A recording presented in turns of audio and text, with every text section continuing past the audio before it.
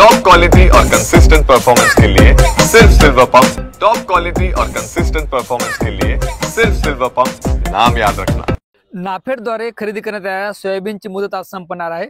मात्र वाहनाच्या रांगा ज्या आहेत ते नाफेड केंद्रावर कायम आहेत। मी आता नांदेड जिल्ह्यातील अर्धापूर येथील नाफेड केंद्रावर आहे।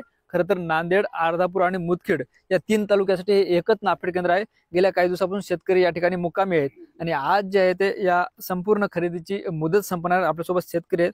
काका, काय नाव आहेत, कुठून आलेत, किती दिवस झाले? माझं नाव अण्णाराव नारायणराव धोत्रे, मी नाळेश्वर। आम्ही 1 तारखेला इथं आलो। 1 तारखेपासून आज संध्याकाळी रोज, आज 6 तारीख आहे, 6 तारीख संध्याकाळी रोज इथं झोपा येणं, झोपणं। पुन्हा माझा एक मुलगा शिक्षक, त्याला ट्रॅक्टर आम्हाला कोणाला चालवता येईल, त्याला ट्रॅक्टर घेऊन इथे यावं लागते।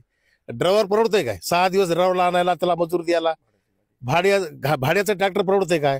भाड्याचं वाहन परवडतंय काय? 6 दिवस कोण भाडं द्यायचं तुम्हाला वाहन होईल? एवढी समस्या, म्हणजे एवढी शोकांतिका मला तर ही जिंदगीत पहिली बार आम्हाला वाटते।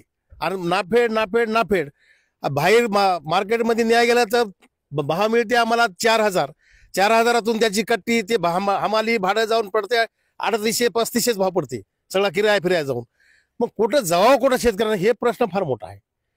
आणि हे कोणी सरकार नुसतं म्हणतो आपण सरकार सगळं चांगलं बी आहे, आणि एकूण चांगलंय म्हणतो, एकूण वंगळे म्हणतो, आपण त्याला परत पुन्हा मतदान देऊन निवडून मी आणतो।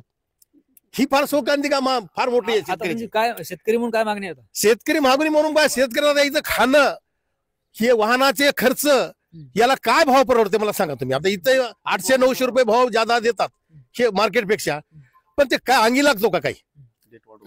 तारीख आणि आता 25% लोकांचं माफ झालं, हजारो किती लोकांचं माफ राहिलेलं आहे, त्याच्या घरात सोयाबीन आहे। आता सरकारमध्ये उद्या आखरी दिवस आहे, आता बाकीच्यानं काय करायचं? आजचा आखरी दिवस म्हणतो, आता आखरी दिवस म्हणलं तरी समजा बाहेरच्या बाकीच्या लोकांना काय करायचं, कुठे जायचं? आपण बघतोय शेतकऱ्याचा संताप आपल्याला ऐकायला मिळतो या ठिकाणी। काय नाव आहेत, कुठून आलात, आजची शेवटची दिवस आहे, काय वाटतं आज दिवसभरात तुमचा काटा होईल? 1 मिनिट मला बोलतो होईल ना। माझं नाव रामदास पवार आहे, मी आमदिरावरून आलो आहे। मला मेसेज 1 तारखेला मेसेज आला आहे, 2 तारखेला मी आलो आहे। आतापर्यंत माझी गाडी खाली झाली नाही। रोजचं 2,000 भाडं आहे माझ्या गाडीला, आणि रेंगेचं 2,000 भाडं आहे। आतापर्यंत काही गॅरंटी वाटत नाही की माझा माल खाली होऊन, माझं 25 क्विंटल सोयाबीन आहे। याच्यामध्ये बेपारच्या गाड्या भरपूर माझा खाली होत आहे, त्यांना कोणी म्हणत नाही, काय नाही, शेतकऱ्याचा माल कोणी घेत नाही। याच्यामुळे आम्ही कसं वैताग आलाय शेतकरी, पुरं खाणं पिणं इथंच आहे आमचं आहे, 4 दिवस आहे माझं। आमची म्हणे एकच आहे साहेबांना, एकच आहे की लवकर पूर्ण शेतकऱ्याचा माल खाली कोणी घेण्यात द्यावी, बस एवढीच विनंती आहे शेतकऱ्यांना। सीसी कॅमेरे नको इथं। आपण बघतोय, काय नाव आहे, कुठून आले, आज शेवटचा दिवस आहे, काय वाटतं संध्याकाळपर्यंत तुमच्या सोयाबीनचा काटा होईल का? मी शंकरतीर्थ येथील महादेव बळीराम पसलिंग शेतकरी आहे।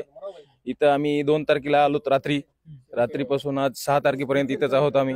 रोजचं 2,000 रुपये भाडं व ड्रायव्हरचा खर्चा, आमचा खर्चा, असा टोटल आमचा 2-3 हजार रुपये रोजचा खर्च आहे।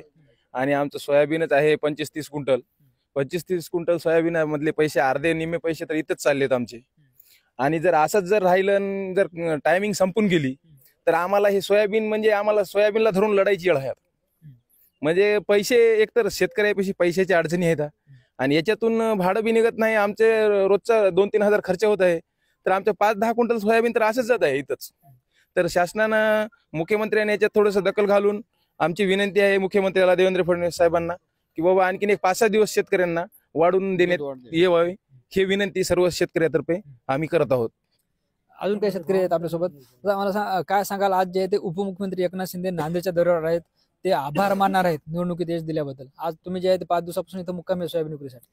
आमचं असं एकच म्हणणं आहे की एकनाथ शिंदे साहेब उपमुख्यमंत्री आभार दौऱ्यावर येणार आहेत नांदेड जिल्ह्यामध्ये।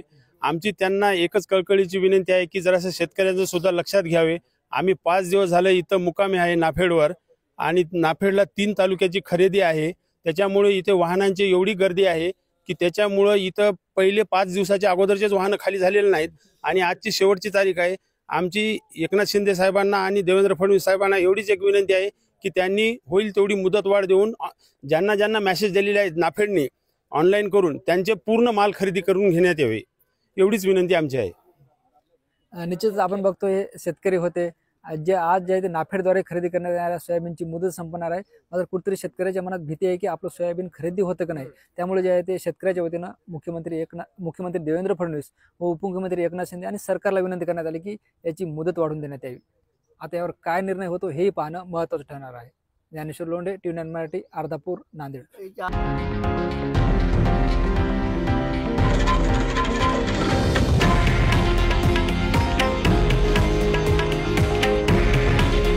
हे आहे देशातील नंबर 1 न्यूज नेटवर्क आणि आपण पाहत आहात TV9 मराठी.